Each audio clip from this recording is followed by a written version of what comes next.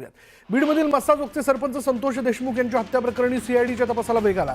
ज्या कारमध्ये देशमुख यांचं अपहरण करण्यात आलं होतं त्या कारवरील आरोपींचे ठसे जुळल्याची माहिती समोर आली आहे। दरम्यान या फरार आरोपींची बँक खाती गोठवण्यात आली आहे। संतोष देशमुख हत्या प्रकरणामध्ये बीडमध्ये जवळपास सीआयडीच्या 9 टीम तपासाचं काम करतायत। या टीममध्ये सुमारे 150हून अधिक सीआयडी अधिकारी कार्यरत आहेत आणि या टीमने आतापर्यंत 100हून अधिक लोकांची चौकशी केली आहे।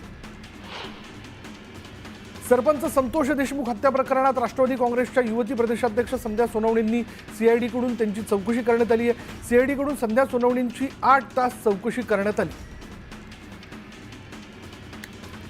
सरपंच संतोष देशमुख हत्या प्रकरणातील फरार 3 आरोपींची हत्या झाली असे व्हॉइस मेसेज अंजली दमानिया यांना आले होते आणि याची पोलिसांनी चौकशी केली। दरम्यान दारूच्या नशेत असलेल्या व्यक्तीने हे मेसेज पाठवले असून बसव कल्याणमध्ये अशी कोणतीही घटना घडली नाही असा खुलासा पोलिसांनी केला। अंजली दमानिया यांच्या दाव्यावरून संजय गायकवाडांनी टीका केली। दमानिया यांच्याकडे कुठली शोध यंत्रणा आहे असा सवाल आमदार संजय गायकवाड यांनी केला।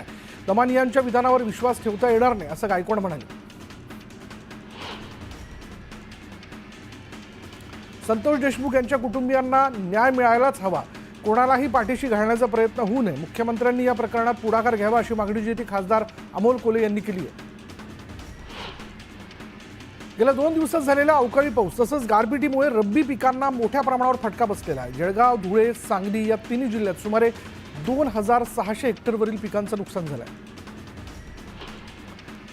पहिल्यांदाच मावळ तालुक्यात पांढरा झेंडूची लागवड करण्यात आली। सद्यस्थितीला पडणारी थंडी या पिकांना अनुकूल असल्यानं चांगला फायदा होण्याची अपेक्षा शेतकऱ्यांना आहे। पुणे मार्केट यार्डमधील घाऊक बाजारात आवक वाढल्यानं टोमॅटो, फ्लावर, कोबी, शेवगा, पावट्याच्या दरात घट झाली आहे। अन्य फळभाज्यांचे दर स्थिर असल्याची माहिती व्यापाऱ्यांनी दिली। नाशिकमध्ये तालुक्यासह कसबादेमध्ये एकाच वेळी मोठ्या प्रमाणावर लागवड सुरू झाल्यानं मजूर मिळणं अवघड होतं आणि वाढीव मजुरी आणि मक्ता देऊनच मजुरांना बोलवलं जात असल्यानं मक्ता पद्धतीने कांदा लागवडीच्या खर्चात 1.5 पटीने वाढ झाली आहे। आणखी महिनाभर कांदा लागवडीचं काम जोमात सुरू राहू शकेल। सुवासिक असलेल्या आंबेमोहोर तांदळाच्या हंगामाला सुरुवात झाली असून या तांदळाची मागणी वाढल्यानं आंबेमोहोर तांदळाच्या दरात वाढ झाली आहे। डिसेंबर महिन्याच्या शेवटच्या आठवड्यात आंबेमोहोर तांदळाची आवक होण्यास सुरुवात होते। आंबेमोहोर तांदळाच्या सध्याच्या भावात 15 ते 20% वाढ झाली आहे।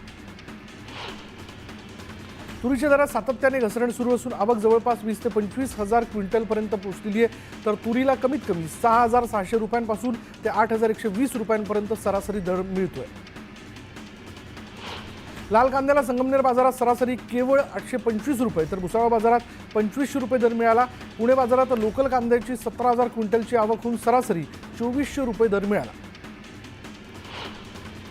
सांगली जिल्ह्यात द्राक्ष पिकाखालील क्षेत्र 1.25 लाख एकर असल्याचं द्राक्ष बागायतदार संघाचं म्हणणं आहे। तर कृषी विभागाकडील माहितीत 77,000 एकराची नोंद आहे आणि त्यामुळे जिल्ह्यातील द्राक्ष पिकाखालील नेमकं क्षेत्र किती असा प्रश्न उपस्थित झाला आहे। जळगावमध्ये पडलेल्या अवकाळी पावसामुळे गहू, हरभरा, मका या पिकांवर रोगराई वाढणार असल्यानं बळीराजा संकटात सापडलाय। त्यामुळे शेतकऱ्यांना पिकं वाचवण्याकरता महागडी फवारणी करावी लागणार असून शेतकऱ्यांचा खर्च वाढणार आहे। राज्यातील बाजार समितीमध्ये बाजारात सोयाबीनची आवक 70 क्विंटल इतकी झाली तर त्याला 4083 रुपये प्रति क्विंटल इतका दर मिळाला। बाजारात आवक मंदावल्याचं पाहायला मिळालं।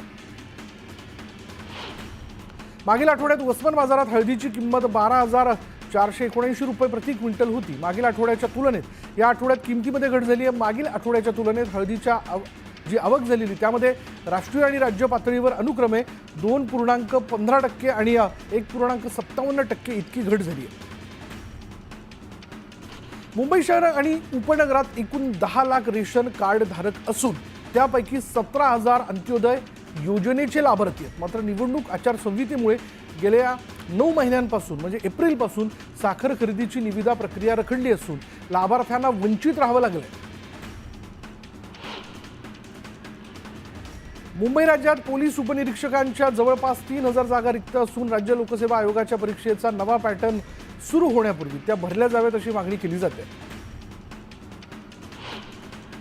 बळीराजाला नवीन वर्षाच्या सुरुवातीलाच खतांच्या किंमतवाढीची भेट मिळणार आहे। नवीन वर्षात खताचे 70 किलोचे म्हणजे 50 किलोचे पोते किमान 255 रुपयांनी महाग होणार आहे। ऐन ऊस लावणीच्या भरणीच्या हंगामात खतांच्या दरवाढीची कुऱ्हाड कोसळल्यानं शेतकऱ्यांचं आर्थिक गणित अधिकच बिघडणार आहे।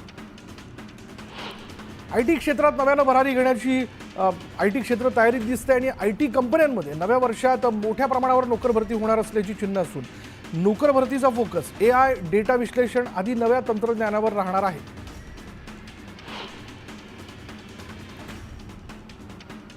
कल्याण डोंबिवलीत गेल्या काही दिवसांपासून गुन्हेगारी वाढत असल्यानं पोलीस ॲक्शन मोडवरती आहेत।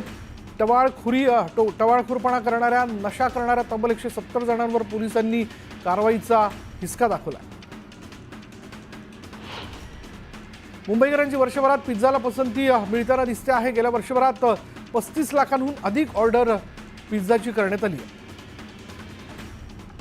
नव्या वर्षात 2 सूर्य आणि 2 चंद्रग्रहण असून यातील एकच खग्रास चंद्रग्रहण आणि 2 सुपर मून दिसणार असल्याची माहिती खगोल अभ्यासक दाक्रू सोमण यांनी दिली। या वर्षात 2 सूर्यग्रहण आणि 2 चंद्रग्रहण अशी 4 ग्रहणं होणार असली तरी 7 सप्टेंबरचं खग्रास चंद्रग्रहण तेवढंच भारतातून दिसणार असल्याचं सोमण यांनी म्हटलेलं आहे। प्रधानमंत्री पोषण शक्ती निर्माण योजनेअंतर्गत जिल्हा परिषद आणि प्राथमिक शिक्षण संचालनालय स्तरावरून शाळांना शालेय पोषण आहारासाठी अनुदान दिलं जातं आणि ही योजना योग्य पद्धतीने सुरू आहे का याची पाहणी करण्याकरता प्राथमिक शिक्षण संचालनालयाच्या वतीनं 2021 ते 2024 या काळातील शाळांच्या पोषण आहाराचं ऑडिट करण्याचा निर्णय घेण्यात आला। नवीन वर्षाचं उत्साहात स्वागत करण्यासाठी अनेकांनी hotel, resort, Chinese corner, farm house या ठिकाणी बेत आखलेले, पण 31च्या दिवशी निकृष्ट दर्जाचे पदार्थ बनवणाऱ्या हॉटेल व्यावसायिकांवर अन्न उत्पादन शुल्क विभागाची करडी नजर राहणार असून अशा विक्रेत्यांवर तात्काळ कारवाई करण्यात येणार असल्याचा इशारा देण्यात आला।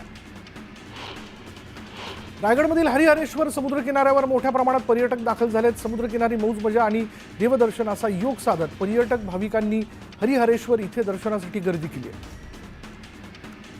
पालघरमध्ये 8 वर्षाची मुकलीचा विनयभंग झाल्याची घटना घडली आहे। शेजारी असलेल्या किराणा माल दुकानदाराने विनयभंग केल्याची माहिती आहे, तर किराणा माल दुकानदाराविरोधात गुन्हा दाखल करण्यात आला असून त्याला अटक करण्यात आली आहे। नगर पुणे महामार्गावरील रेल्वे पुलावर अवजड सामानाची वाहतूक करणारा कंटेनर अचानक बंद पडल्यानं तासभर वाहतूक कोंडी झाली होती। वाहतूक शाखेच्या नियोजन शून्य कारभारामुळे प्रवाशांना नेहमीच त्रास सहन करावा लागतो, मात्र याकडे वाहतूक पोलीस दुर्लक्ष करत असल्यामुळे नागरिकांनी संताप व्यक्त केला। मिरची पिकावर करपा रोगाचा प्रादुर्भाव असल्यानं मिरची उत्पादक शेतकरी अडचणीत आलाय। पंचनामा करून नुकसान भरपाई देण्याची मागणी शेतकऱ्यांकडून करण्यात येते। नववर्षाच्या स्वागतासाठी कोकणातील समुद्र किनाऱ्यावर लाखो पर्यटक दाखल झालेत। नववर्षाच्या स्वागताकरता पर्यटकांचा उत्साह शिगेला पोहोचला। शिरूर तालुक्यातील छोट्या मोठ्या गावांमध्ये सध्या सकाळी नंदी बैलवाले दारोदारी फिरून आपली कला सादर करताना पाहायला मिळतात, तर आपल्या दारात आलेल्या नंदी बैलाची पूजा बळीराजा शेतकऱ्यांकडून होत असून त्याला गोडधोड खाऊ घालताना नंदी बैलवाल्याला धान्य दिलं जातं। नागपूर शहरात सर्वत्र आलेल्या अवकाळी पावसाने येलो अलर्ट असूनही हुलकावणी दिली। दिवसभर ढगाळ वातावरण होतं, मात्र पावसाचा एक थेंबही बरसला नाही। कमी दाबाच्या पट्ट्याचा प्रभाव कमी झाल्यानं आता ढगांची दाटी कमी होऊन हळूहळू थंडीचा कडाका वाढणार आहे।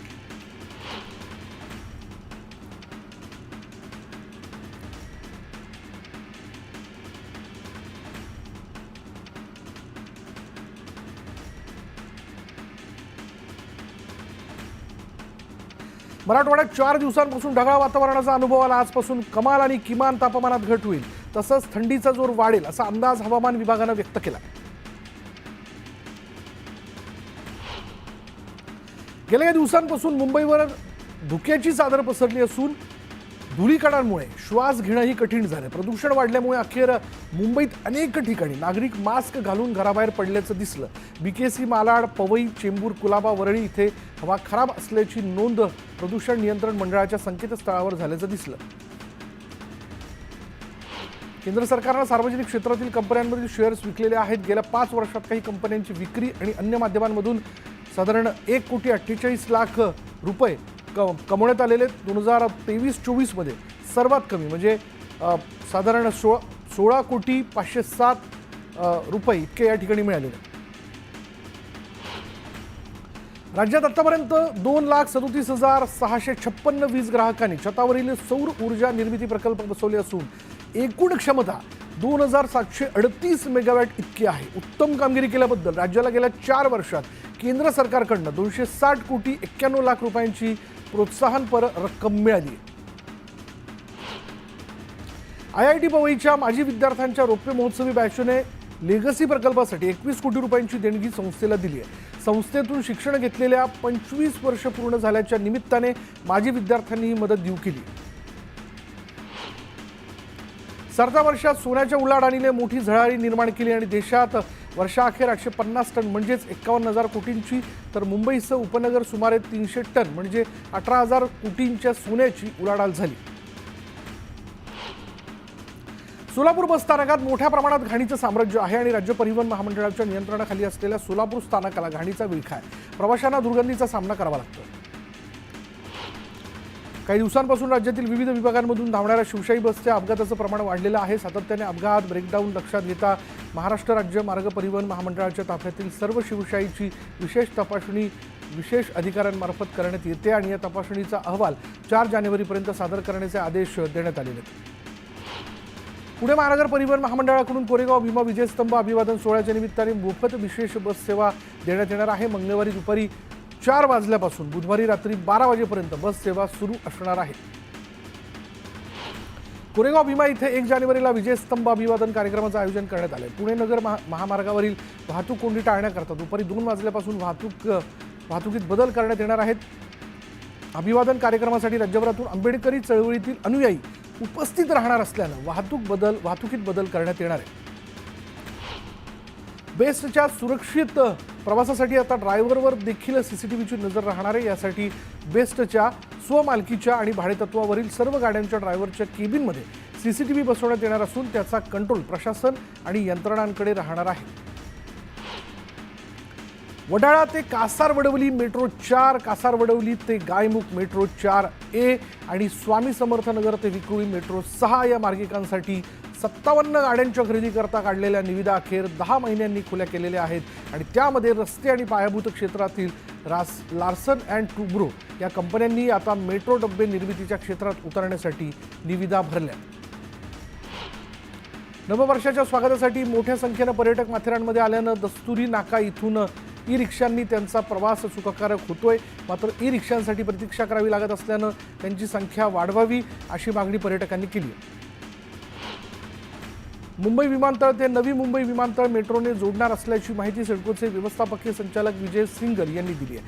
नवी मुंबई आंतरराष्ट्रीय विमानतळास मुंबई, ठाणे, कल्याण, डोंबिवली या शहरातील मेट्रो थेट जोडल्या जाणार आहेत। बीडमधील सरपंच हत्या प्रकरणाचे नवी मुंबई ते पडसाद उमटले। तर मराठा क्रांती मोर्चाकडून नवी मुंबईतील कामोठे इथे आंदोलन करण्यात आले तर धनंजय मुंडे राजीनामा द्या अशी घोषणाबाजी यावेळी करण्यात आली। राज्यात गेल्या अनेक वर्ष राबवण्यात येत असलेली प्रधानमंत्री मातृवंदन योजनेचं महत्त्व खऱ्या अर्थानं जीवनदायी म्हणावं लागेल। या योजनेचा आतापर्यंत 35,26,000 मतदारांनी लाभ घेतलेला। मुंबईच्या कोणत्या भागात हवेचा दर्जा खालवलेला आहे आणि याकडे मात्र कुणी लक्ष देत नसल्याचं मत गोरेगाव वासियांनी व्यक्त केलं आहे। अनेक दिवसांपासून ढासळलेल्या गोरेगाव परिसरातील हवा गुणवत्तेकडे तातडीने लक्ष देऊन योग्य ती उपाययोजना करावी अशी मागणी जी ती करण्यात आली। म्हाडाच्या झोपडपट्टी पुनर्वसन प्राधिकरणाच्या धर्तीवर शिखर तक्रार निवारण समिती स्थापन करणार असून तसा प्रस्ताव तयार करण्यात आलेला आहे। SRA मोठ्या प्रमाणात तक्रारी येत असल्यानं अशा सर्व प्रकरणाची दखल घेण्याकरता शिखर तक्रार निवारण समिती आहे। मंत्रिमंडळात संधी नाकारण्यात आलेले डोंबिवलीचे आमदार रवींद्र चव्हाण यांची भाजपच्या संघटन पर्व समितीचे प्रभारी म्हणून नियुक्ती करण्यात आली। पुढील महिन्यात त्यांची प्रदेशाध्यक्षपदी नियुक्ती केली जाण्याची शक्यता लक्षात घेता त्यांच्याकडे संघटनात्मक जबाबदारी सोपवण्यात आली आहे। विजयस्तंभाला अभिवादन करण्यासाठी होणाऱ्या कार्यक्रमाकरता ग्रामीण पोलीस दलाने 6,000 पोलिसांचा मोठा बंदोबस्त लावला आहे। तर सर्व परिसरात 165 CCTV आणि 6 ड्रोन कॅमेऱ्यांद्वारे प्रत्येक हालचालींवर बारीक नजर ठेवण्यात येणार आहे। गोरेगाव पश्चिम पत्राचाळीच्या पुनर्विकासांतर्गत म्हाडाच्या मुंबई मंडळाला 9 भूखंड विकासासाठी उपलब्ध झालेले आहेत। 9 पैकी 4 भूखंडांवर 2,394 घरं बांधली जाणार आहेत। त्यांनी या भूखंडावर 26 मजली व्यावसायिक इमारत बांधली जाणार असून त्यातील गाळ्यांची विक्री भविष्यात ई-लिलाव पद्धतीने केली जाईल। विद्यापीठ आणि महाविद्यालयातील सहाय्यक प्राध्यापक पदाच्या पात्रतेसाठी घेतली जाणारी राज्य पात्रता परीक्षा 4 मे रोजी आयोजित करण्यात येणार आहे। ही परीक्षा ऑफलाईन पद्धतीनेच होणार असल्याचं स्पष्ट झालं आहे। पिंपरी शहरातील रस्त्यांवर महापालिकेची स्थापत्यविषयक कामं सुरू असल्यानं अशा रस्त्यांवर यांत्रिकी पद्धतीने साफसफाई करताना अडचणी येत आहेत आणि त्यामुळे 8ही कार्यालयांमधील रस्त्यांची पाहणी झाल्यानंतर फेर आढावा घेऊन बदल केले जातील. भारतीय रेल्वेने 2024 मध्ये 6,450 किलोमीटर ट्रॅकचं नूतनीकरण, 8,550 किलोमीटर ट्रॅकचं टर्नआउट नूतनीकरण तसंच रेल्वेच्या प्रमुख विभागांमध्ये 130 किलोमीटर प्रति तास वेग वाढवला आहे. रविवारी सादर केलेल्या आपल्या अहवालात ही माहिती नमूद करण्यात आली आहे. केंद्र सरकारच्या महत्त्वाकांक्षी स्मार्ट सिटी मोहिमेमुळे देशातील 19 बड्या शहरांमध्ये शाळांमधील विद्यार्थ्यांच्या नोंदणीमध्ये 22% वाढ झाली असून विविध प्रकारच्या गुन्ह्यांवर देखरेख ठेवणाऱ्या प्रणालीत देखील लक्षणीय सुधारणा झाल्याचं दिसून येतं. यंदा अतिवृष्टीमुळे द्राक्षबागेला फटका बसलेला आहे. परिणामी गळकूजमुळे द्राक्ष उत्पादन घटलेलं आहे आणि त्यामुळे बेदाणा तयार करण्यासाठी द्राक्ष उशिरा येणार आहेत. परिणामी यंदाच्या हंगामातील बेदाणा निर्मिती तब्बल महिनाभर लांबणीवर पडण्याची शक्यता बेदाणा शेड मालकांनी व्यक्त केली. राज्यात इन्फ्लुएन्झाचा धोका वाढला असून गेल्या 12 महिन्यांमध्ये तब्बल 71 जणांना या आजारामुळे जीव गमवावा लागलेला आहे. तर गेल्या 12 महिन्यांमध्ये 23,000वर संशयित रुग्ण आढळले असून 2,348 जणांना इन्फ्लुएन्झाची लागण झाली आहे. दादर इथल्या शिवाजी पार्क मैदान धूळमुक्त करण्यासाठी आता मैदानातील रेती मिश्रित मातीचा थर वाढवण्यात येणार आहे. JCBच्या मदतीने 9 इंच मातीचे थर वाढवण्यात येणार आहेत आणि याबाबतचा प्रस्ताव पालिकेच्या उत्तर दादर विभागाने पालिका प्रशासनाला सादर केला. नागपूरमध्ये सण खासगी समारंभांसाठी रस्त्यावर मंडप किंवा स्टेज उभारून रहदारीला अडथळा निर्माण करणाऱ्यांची खैर नाही. कार्यक्रमासाठी विनापरवानगी मंडप उभारून वाहतुकीला अडथळा निर्माण केल्यास मनपाच्या उपद्रव शोध पथकाद्वारे दंडात्मक कारवाई केली जाणार आहे. वर्षभरात 14,199 लोकांकडून 1.5 कोटींचा दंड वसूल करण्यात आला. भारतीय दूरसंचार क्षेत्रातील ग्राहकांची संख्या साधारण 1.2 अब्जांवर पोहोचली असून आर्टिफिशियल इंटेलिजन्स, AI आणि 6G तंत्रज्ञानात प्रगती करताना दिसतंय. मोबाईल डेटा आणि फिक्स ब्रॉडबँड सेवेमुळे दूरसंचार आणि पे TV सेवा क्षेत्राची उलाढाल वार्षिक 2.5% दराने 2024 मधील 44.9 अब्ज डॉलरवरून 2019 पर्यंत 50.7 अब्ज डॉलरपर्यंत वाढण्याचा अंदाज ग्लोबल डेटा संस्थेने प्रसिद्ध केलेल्या अहवालात वर्तवण्यात आला. सोमवती अमावस्येच्या निमित्ताने जेजुरीमधील खंडोबा गडाला विद्युत रोषणाई करण्यात आली आहे. सोमवती अमावस्येच्या निमित्तानं गडावर भाविकांनी गर्दी केली. देशातील 7 प्रमुख शहरांमध्ये घरांच्या किमती 21% वाढलेल्या आहेत. वाढत्या किमतीमुळे घरांच्या विक्रीत घट झाली असून देशातील 7 प्रमुख शहरांमध्ये विक्री 4% घसरून 4.6 लाखांवर आली आहे. आणि आता एक ब्रेकिंग न्यूज. धाराशिवच्या उमरगा तालुक्यात 3 मुलींनी आपल्याच अपहरणाचा कट रचल्याचा धक्कादायक प्रकार उघडकीस आला. अवघ्या 30 मिनिटात पोलिसांनी 3 मुलींचा कट उधळून लावला आणि तिघींना पोलिसांनी ताब्यात घेतलं. सोलापूर जिल्ह्यातील मोहोळ इथून मुलींनी स्वतः वडिलांना फोन करून अपहरण केल्याची माहिती दिली आणि त्यानंतर मोबाईलच्या सिम लोकेशनवरून पोलिसांनी लोकेशन मिळून मुलींना गाठलं. सोलापूर जिल्ह्यातील मोहोळ इथे पोलिसांनी या मुलींना ताब्यात घेऊन पालकांच्या स्वाधीन केलंय. कोरियाला जाण्यासाठी मुलींनी स्वतःच्या घरातून 5,000 रुपये चोरल्याची माहिती त्यांनी दिली.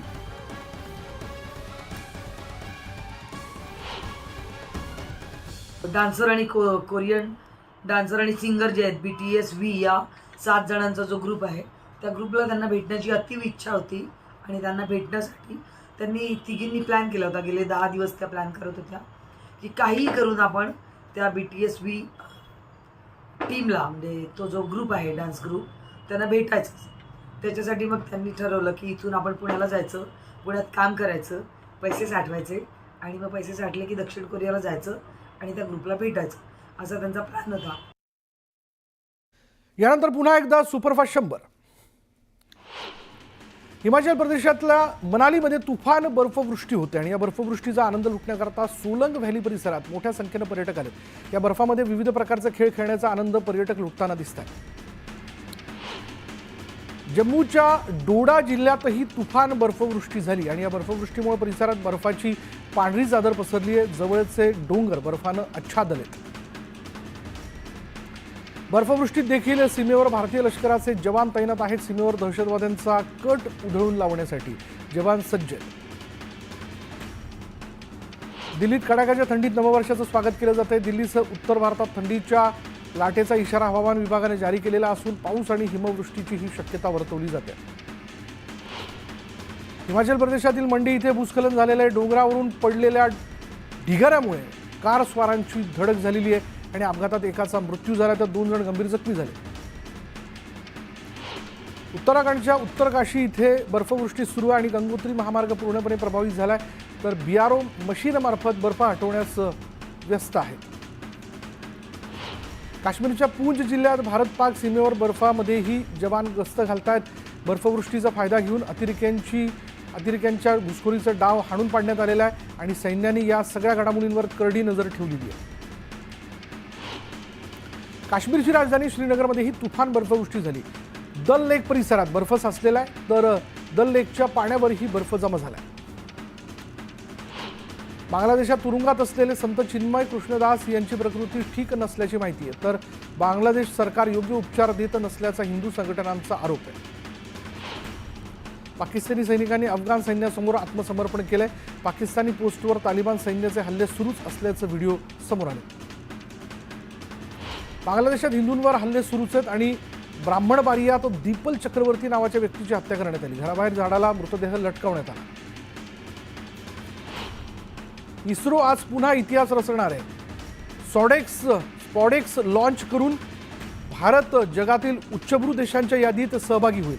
आतापर्यंत फक्त अमेरिका, रशिया आणि चीनकडेच अवकाशात यान किंवा उपग्रह डॉक करण्याची क्षमता आहे.